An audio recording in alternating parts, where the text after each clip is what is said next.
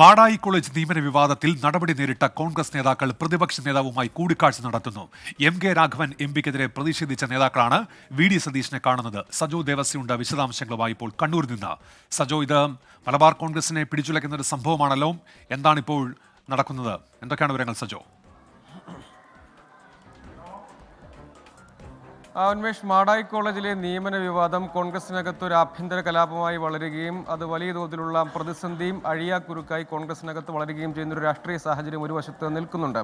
അവിടെ നടത്തിയ 4 നിയമനങ്ങൾ, അതായത് ആ കോളേജിൻ്റെ ഭരണസമിതി ചെയർമാൻ എം.കെ. രാഘവൻ എം.പിയാണ്. എം.കെ. രാഘവനെതിരെ കോൺഗ്രസിൻ്റെ പ്രാദേശിക നേതൃത്വം വലിയ തോതിൽ പ്രതിഷേധവും കോലം കത്തിക്കലും ഒക്കെയായി തെരുവിലുണ്ട്. അതിനിടെയാണ് ആദ്യഘട്ടത്തിൽ മാടായി കോളേജിൽ ഈ അഭിമുഖ ദിവസം എം.കെ. രാഘവൻ എം.പി എത്തിയ ഘട്ടത്തിൽ അദ്ദേഹത്തെ തടഞ്ഞ 5 കോൺഗ്രസ് പ്രവർത്തകരെയും DCC KPCC നിർദ്ദേശപ്രകാരം സസ്പെൻഡ് ചെയ്തിരുന്നു.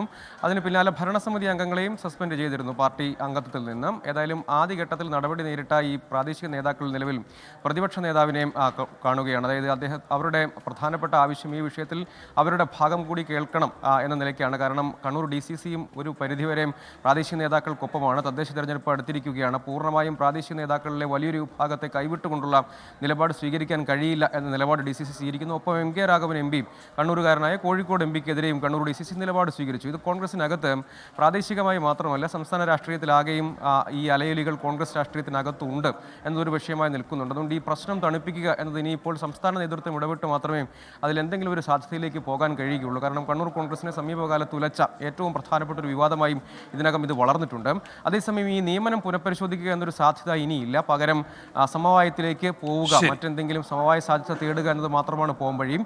ഈ നിയമനം നടത്താൻ പാടില്ല, 2 CPIമാർക്ക് നിയമനം നൽകി കോഴ വാങ്ങി എന്നാണ് ഇവരുടെ ആരോപണം. അതിലിനിയിപ്പോൾ ഒരു പുനഃപരിശോധനയ്ക്ക് സാധ്യതയില്ല. പക്ഷേ സമവായ നീക്കം നേതൃത്വം നടത്തുകയാണെങ്കിൽ അതിനോട് പ്രാദേശിക നേതൃത്വം സഹകരിച്ചേക്കുമെന്നാണ് ഈ ഘട്ടത്തിൽ നമ്മൾ മനസ്സിലാക്കുന്നത്.